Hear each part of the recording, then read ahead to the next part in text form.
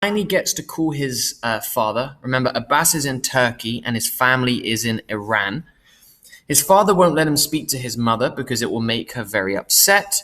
And he's trying not to show how terrible the situation has been because he doesn't like when his father thinks he is weak. He's always trying to impress his father. The hotel he's at is horrible. His bed is wet, is full of cockroaches, and he looks outside onto the street and it looks disgusting and horrible. Remember, he's only 9 and he has to go to the embassy to get a visa, which is a document that will let him go to England to see his cousin and live there and get a better education. Remember, Iran is at war right now, and children as young as 9 are getting put into the army. Chapter 6, page 76. I remember waking up the first morning in Istanbul in a daze. I was hoping the previous night had been a dream, but it hadn't.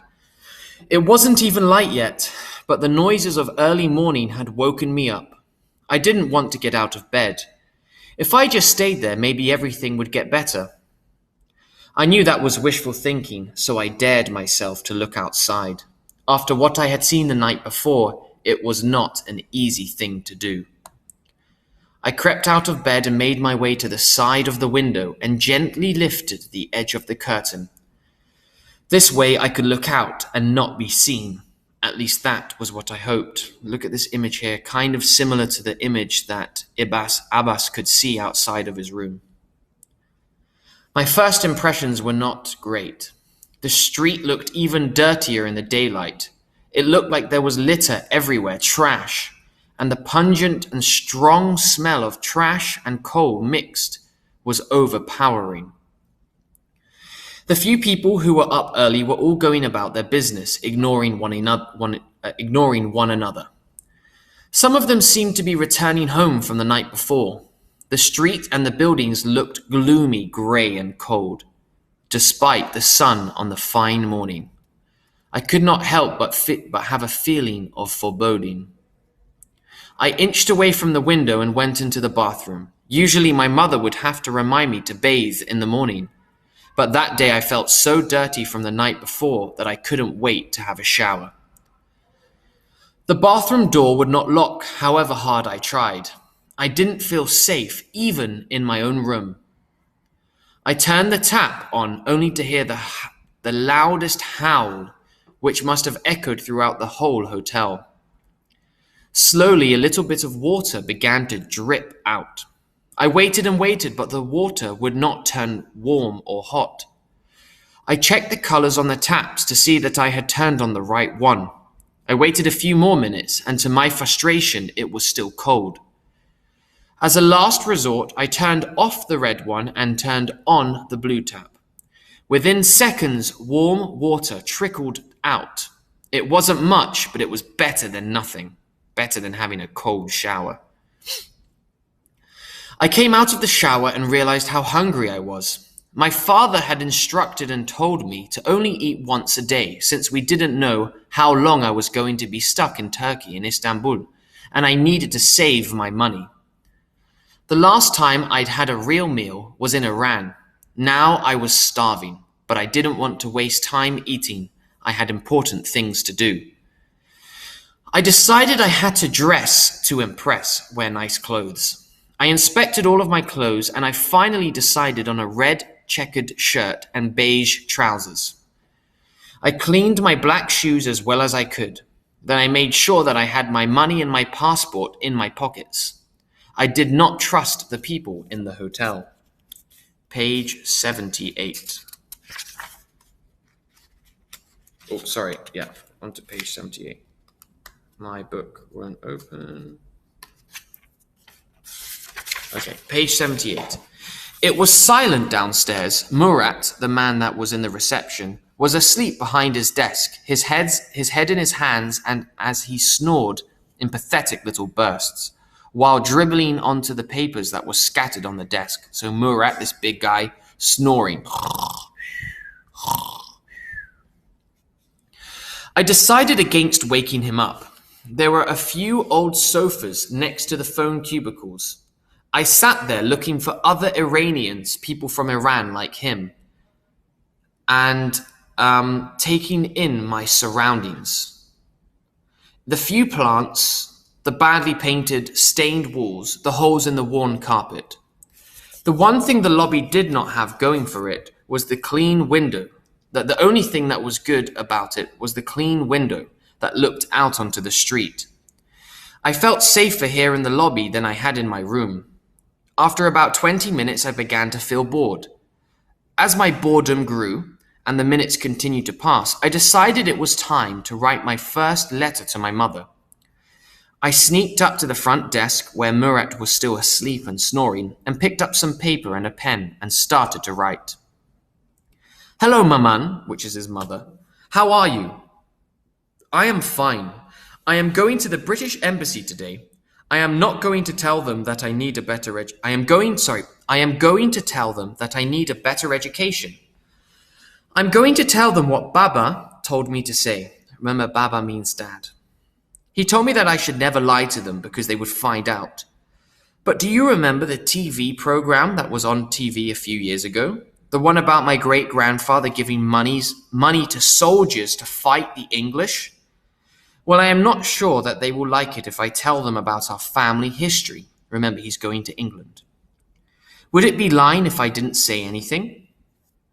Until I get a response from you, I will not say anything. I hope I get a visa because then I can see cousin Mehdi and tell you how great England is. Will you tell my friends that I beat them there? Remember, he and his friends would always fight to see who would be the first to leave Turkey. Now it's going to be a mess. I wish that you were here with me. Baba said that I should not say so, but I do miss you, Maman. I wish I could have talked to you last night, but now you know that I am fine. I am nearly 10 and I can take care of myself. After all, as grandmother Maman June says, I am a Kazaruni. The hotel is really nice and Istanbul is a pretty city. I will tell you about my visit to the embassy in my next letter. I have to exchange money before I go there, but don't worry. I will look for the best rate. Hopefully, I will speak to you tonight. Goodbye, your son Abbas. After I had completed my first masterpiece, I was idle and bored again. But soon Murat's squashed and sleepy face rose from the dead. Morning, I said cheerfully. Don't you know you shouldn't be so jolly this early? He said. I didn't understand, but I smiled anyway. Do you have an envelope? He held one up and I grabbed it from him. Do you want stamps too? So you need an envelope and stamps to be able to send a letter. Do you have some? I asked, page 80. Sure, just leave the envelope with the address on it here, and I will post your letter for you, he mumbled. Thank you, I said, writing down my family's address. Why are you up so early? I have to go to the British Embassy, I said, feeling a little less confident. But first I wanted to see if there are any Iranians here who could tell me how to get there. You're cleverer than you look, he said with a smile. I would take you myself as I have to go into the city, but my job, does not finish until around midday noon. And you should go as early as you can because the lines get long at embassies. Embassies is the place where he's going. I know. Well, if you hang around here for a while, some of your countrymen and women will come and surface soon. So there are Iranians here? I asked, getting pretty excited. Oh yes, he said. Plenty. He yawned and put his head back down on his desk, settling in for another nap. I looked around the lobby, wondering where all of those Iranians were. I was worried about how the day was going to be, how it was going to pan out. I'd never been to an embassy before. Would there be someone there to help me communicate? Remember, he doesn't speak Turkish, he speaks Farsi. And if so, what would I say? As I was imagining all kinds of scary scenarios, I heard what I thought was Farsi, the language from Iran. I turned around towards the voices. A young couple, clearly Iranian, like him, were coming down the stairs. Why do we have to leave this early? I heard the woman say. Because we get the best deals. It's that simple. The man responded, sounding very confident and sure of himself. If you don't want to come, then don't.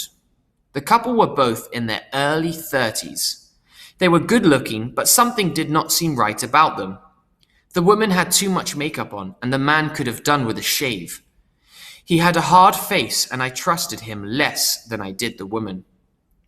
I had misgivings about talking to either of them, but I decided I had no choice. I smiled as they walked past. Good morning. They seemed shocked to see me, but I was obviously Iranian, so they felt obliged, like they had to respond with a chorus like, Morning. The man's greetings sounded forced, like he didn't want to say hi. The woman, however, had a genuine smile on her face, a real smile.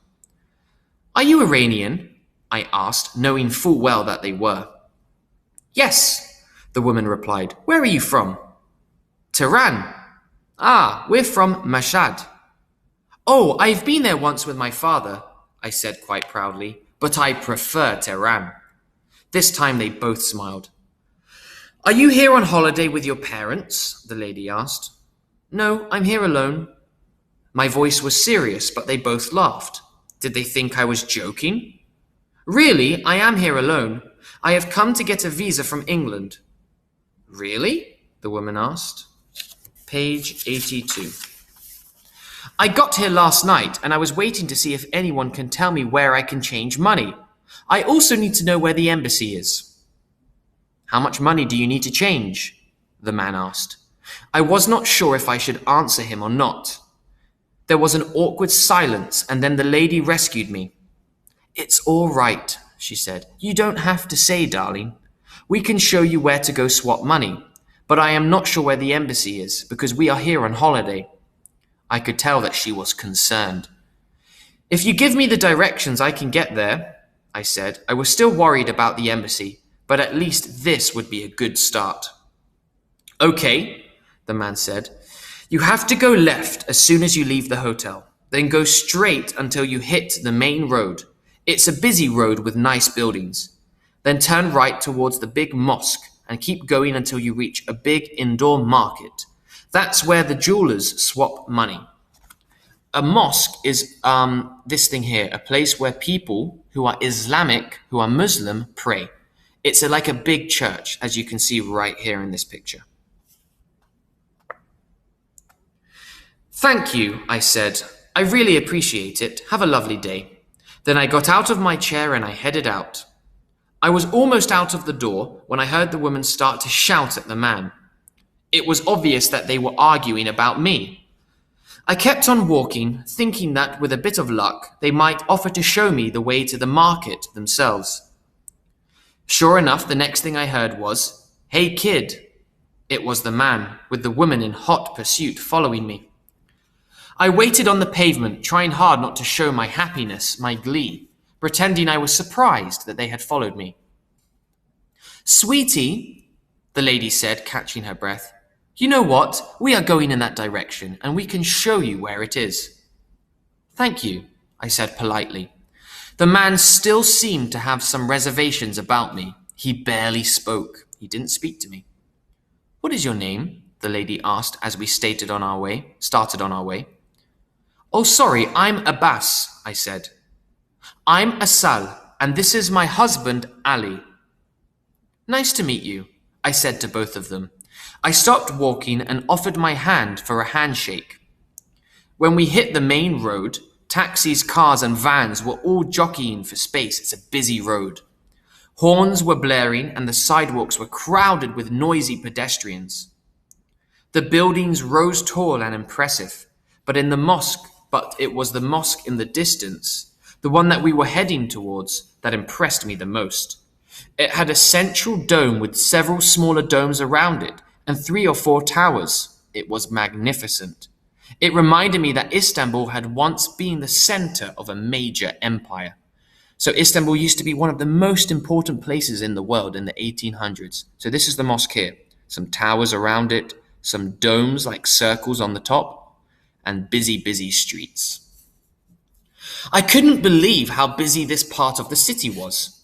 Every so often, I would hear a family walking past talking in Farsi, in his language. It was true. The place was busy with Iranians. Still, I found it difficult to cope with the size of Istanbul and the number of people pushing past me. Page 84.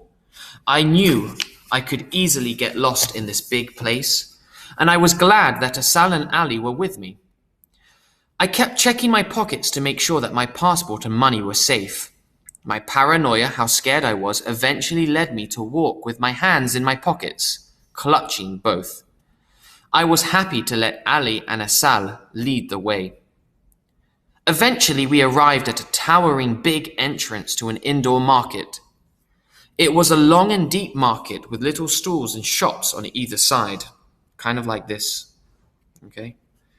And just as Ali had promised, every third shop was a jewelry shop. Ali turned to me. "Well, this is it, kiddo," he said. "We usually choose one of these jewelers. It doesn't really matter which one. They tend to give roughly the same rate." "Thank you." Then I saw Asal whisper something in his ear. And he shook his head, meaning no. "We have to be off," he said abruptly. "Good luck, and maybe we'll see you later at the hotel." "Okay," I said. "I'll see you later. Thank you." As they began to walk away, Asal turned and gave me a little wave, the woman. I was trying to remember how we had arrived, so that I could find my way back. As I was going over all the streets in my mind, I lost Asal and Ali in the crowd. I took a deep breath, and I knew that my day was about to begin for real. He's by himself now. I turned towards the first jeweler on my left. A bell rang as I walked into the shop and discovered hundreds of gold items on display. So as you can see here in this picture, a jewelry is somewhere that sells jewelry, lots of gold and silver. A man came out from back of the shop. He was well dressed. His shirt was not expensive, but it was nicely ironed.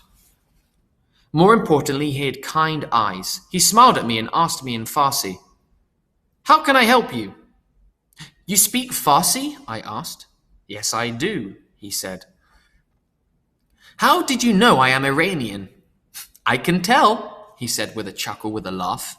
"I see enough Iranians every day to tell the difference." I smiled back. "Do you exchange dollars for lira?" The man grinned. "Of course, today's rate is 980 lira for $1. I was pretty sure he was being fair, but I could not take any chances, so I said, "Thank you, I will be back in a while."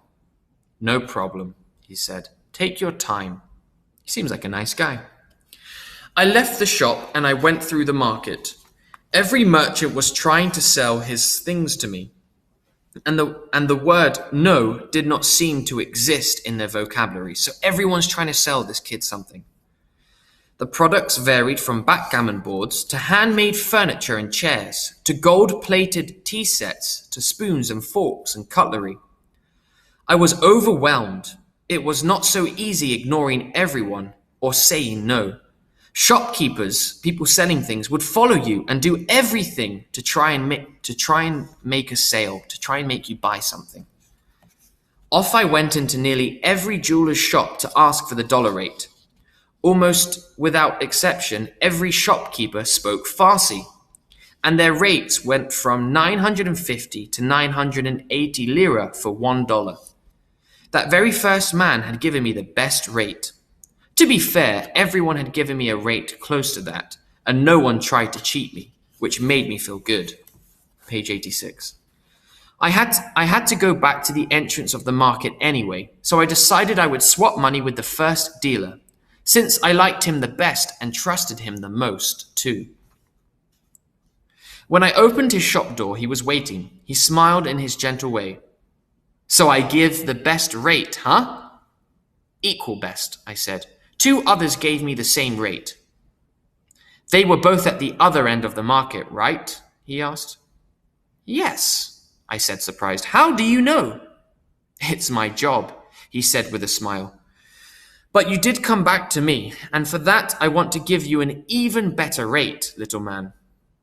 This was the second person who referred to me as little man. and quite honestly, I liked it. What rate? How does 1,000 lira for $1 sound to you? He asked. I'll take it. I got the $50 bill out of my pocket and placed it on the counter. My hand was still on the bill, and as his hand reached for it, I did not let go. He smiled once again, opened his till where he keeps the money, counted out the lira in front of me, and placed the money next to my hand. Slowly, I took my hand off the 50 to gather up the pile of Turkish money. I wanted to count the lira, but I thought I should wait until I left the shop. He said, You come to me again, and I guarantee the best rate. What do you say?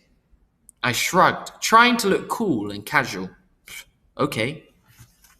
I was feeling proud of myself. Not only had I managed to get the best dollar rate in Istanbul that day, but I had also made a good friend and contact for the future. I could not wait to tell my father. My name is Hector. If you need help with anything, I'm your man. Thank you, Hector, I said politely. My name is Abbas. I started to leave when I remembered what I still had to do. Hector? Yes? I want to go to the British Embassy, I said. I don't suppose you know where it is, and if there is a bus that goes that way. Hector smiled at me. It's your lucky day, little man, he said. Because not only do I know where it is, but I know which bus you need too. He came out from behind his counter and walked to the door as if to point something out. Then he said, You know what? It's much easier if I just show you.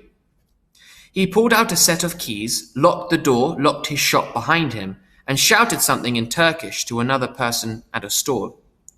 To me, he said, The bus stop is only a 2-minute walk from here.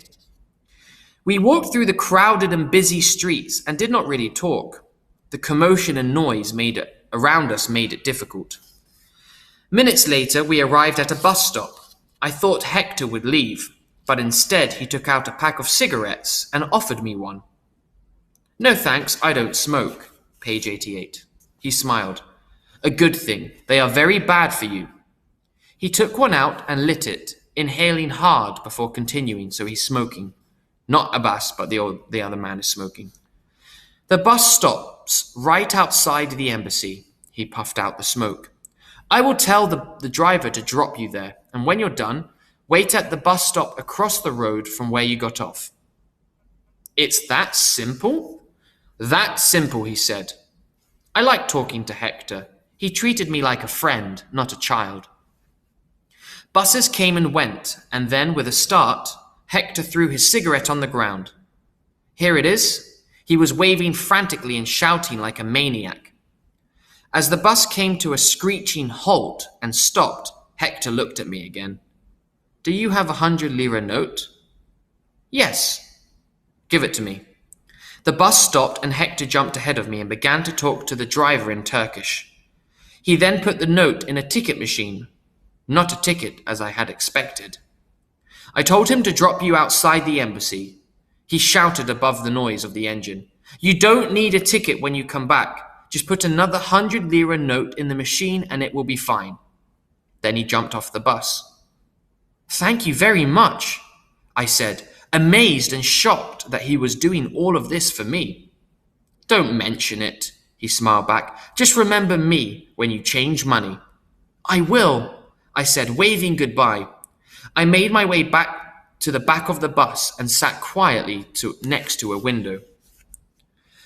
I did try to look out of the window, but I cannot remember anything I saw. My heart was beating at 3 times its normal pace. I was trying to foresee and imagine all the possibilities that could happen at the embassy. What if there were no Iranians there? What would I do then? At no point did I think about not going. I knew that I had to try and give it a shot. Suddenly, the bus stopped and the driver gave a shout, waving at me to get off. It turned out that the embassy was actually a consulate. The famous Union Jacks with the British flag flew proudly at the tower. Huge black towering gates stood in front of the building and 2 armed guards stood in front. So this is what the embassy kind of looks like a little bit. So there were two men with guns standing there as he's about to enter. I checked my pockets for my passport one more time. Slowly, I approached the gates, but to my surprise, nothing happened. The gates did not open.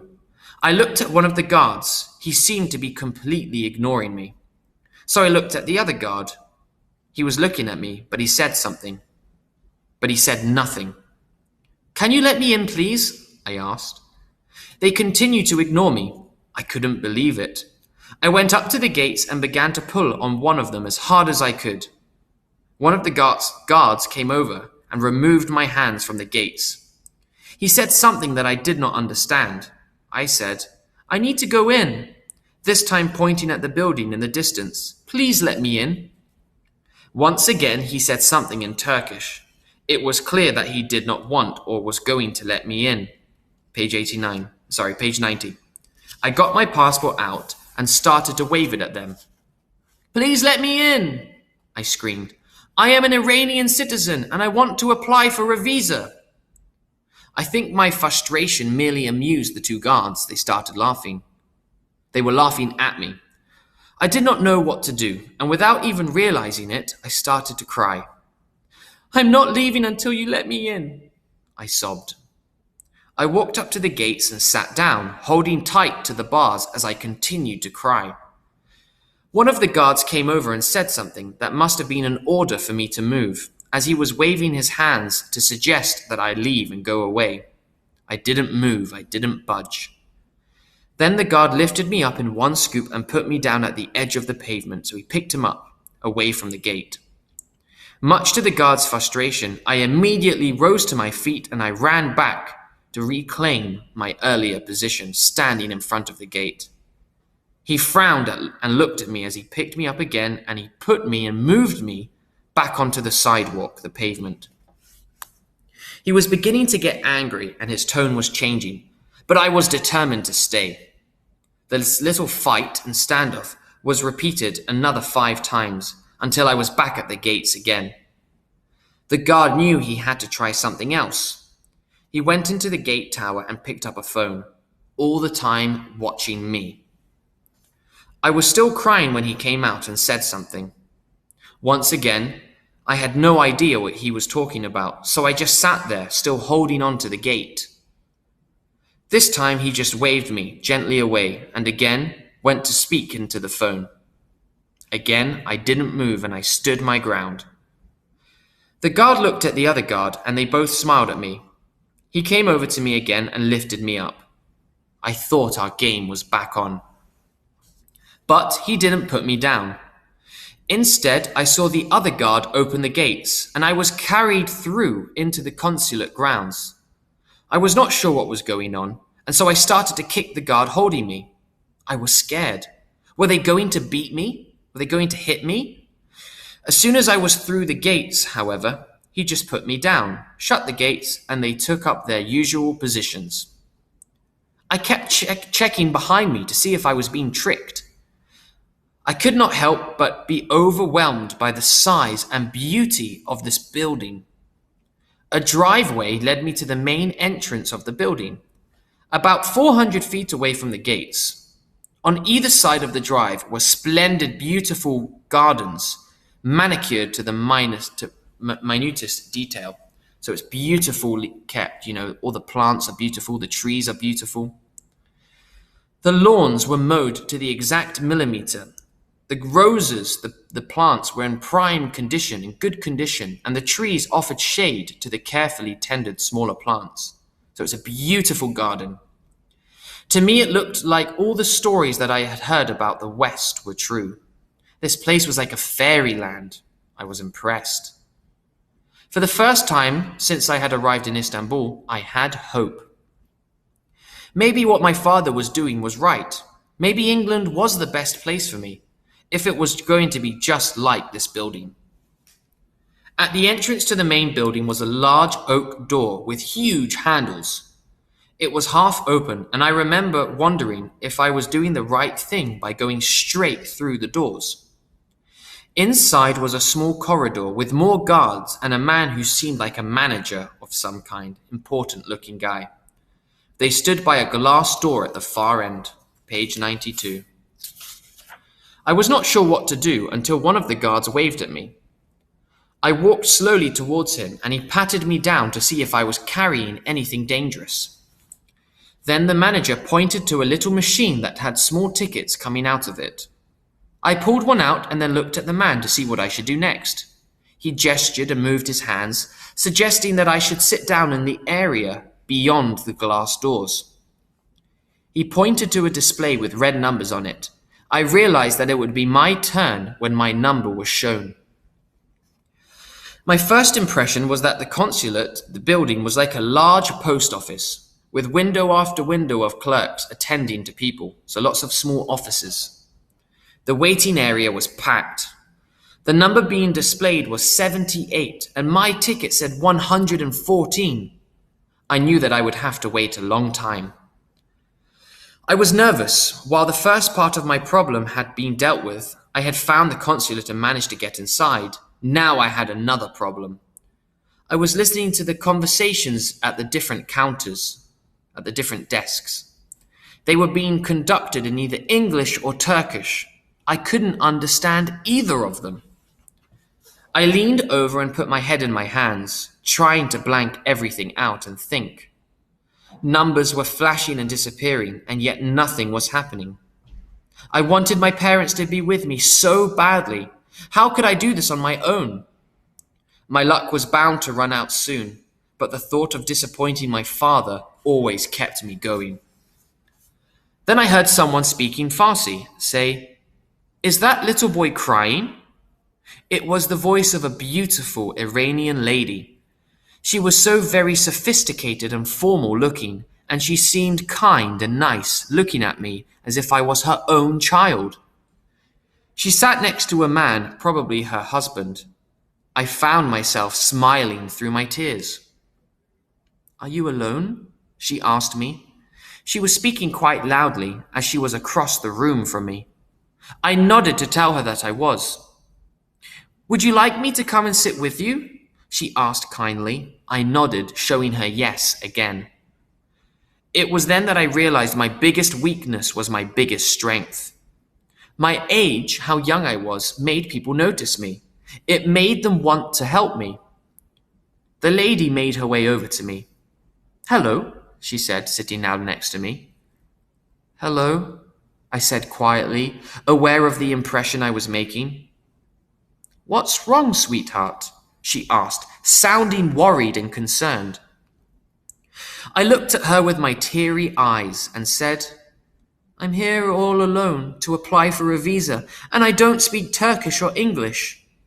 She looked shocked as I added, "I don't know what to do." "You're here alone?" she asked again. "Yes." "Where are your parents?" she asked. "In Tehran. They wouldn't let my mother out of the country, and my father didn't want me to go to war," I explained. Page 94. "And now I don't know how to speak to those people." I pointed towards the counter and the desk. The lady was looking even more upset now. She was still trying to get over the shock of me being alone in a foreign country. "Would you like me to help you?" she asked. "What's your number?" "Oh," she said as she checked her ticket in her hand. 103. "Mine will come up much later than yours," I said, showing her my number. "You would have to wait an hour or so." "It's okay," she said gently as she rubbed my back, kind of like a mom. "I'll wait with you and translate." "Oh no, you don't have to do that," I said. Of course, I hoped she would do exactly that, but I was practicing the great Persian tradition of taruf. There is no direct translation of what taruf means, but it means when one insists on not actually accepting hospitality or a favor just to be polite. So he's pretending that he doesn't want her to help, so he doesn't make her day worse. "Don't be silly," she said. "It will be my pleasure. Just let me tell my husband." She glided and walked over to her husband and whispered to him. The man looked up and stared at me.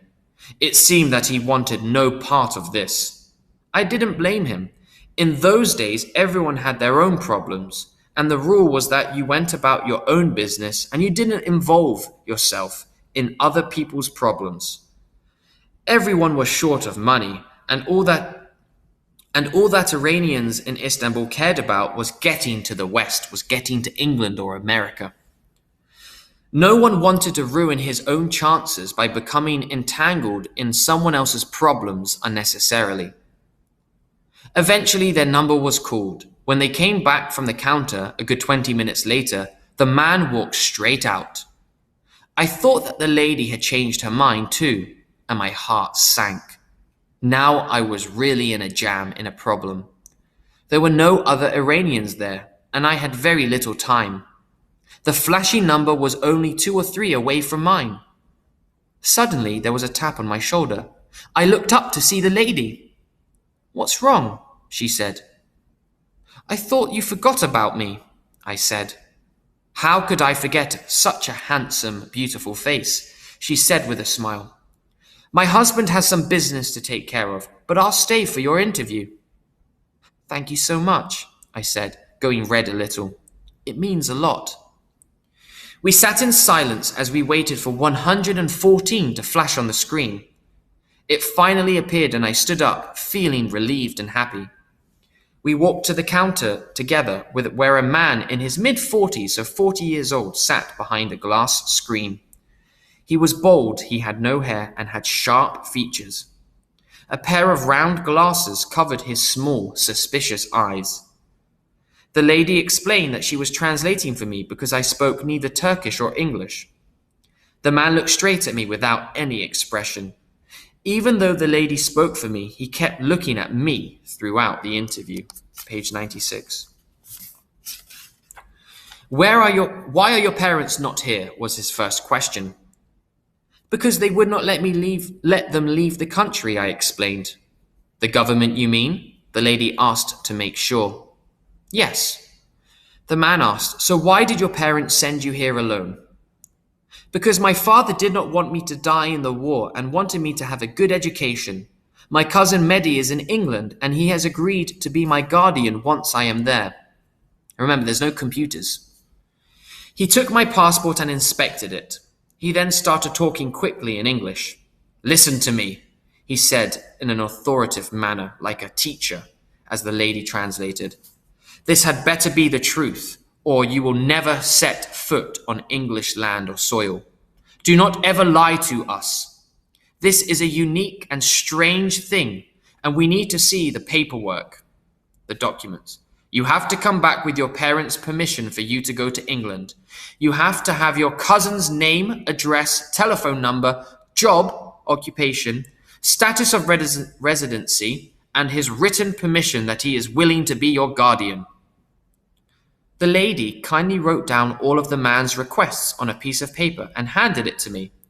The man added, one more thing. Why in the world are you trying to escape from war in Iran at such a young age? Immediately I said, because in Iran, the recruitment age has been lowered, and boys cannot leave the country after they reach 9. Children like me would be picked first to fight in this war. Why? Why are you so different? Because my father had links with the Shah, and it's thought to be anti-establishment. Remember, his father was friends with the old leaders, and the new leaders came in, and they started killing people that were friends of the old leader. The man looked at me, then nodded to confirm that he understood. Okay, he said, you can go now, but come back with all of the documents and paperwork that I have asked for. And I mean all. I smiled at him and decided to practice my limited English. Thank you very much, I said. The man suddenly stopped being his serious self and smiled at me. I believe that certain moments decide whether people like you or not. And while I had a feeling that this man didn't like many people, he seemed to like me. On the way outside, I thanked the lady for what she had done. It was my pleasure, she said. Now don't lose that list. Tell your father when you speak to him next. He's going to call me tonight, I said. When we got to the gates, the guards looked at me again. This time I was smiling and I waved at them. They waved back. I think I made a few friends that day, even if some Some were harder to make than others. The lady turned to me and asked, "Will you be able to get to your hotel?" "Yes, I'll be fine," I said. Page 98. She paused to think. "Listen to me, Abbas. I don't know you, but I think that you are a very special boy. Just take care of yourself and stay out of trouble." With that, she gave me a hug and a kiss on my cheek and walked away. I did not even learn her name.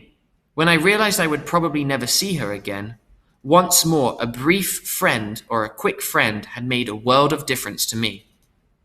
Slowly but happily, I crossed the road and waited for the bus. Sure enough, within minutes, it appeared. I waved frantically, imitating Hector from earlier on, the guy that gave him the money. I got on and took my seat. All I could think about was speaking to my father that night. I hoped that he would let me talk to my mother. I had only 2 other problems left for the day: figuring out my way back to the hotel from the marketplace and finding some good, cheap food. So far, so good. So Abbas had all of these problems and he's slowly figuring them out. He gets to the embassy, he's managed to change money, so a pretty successful day for Abbas.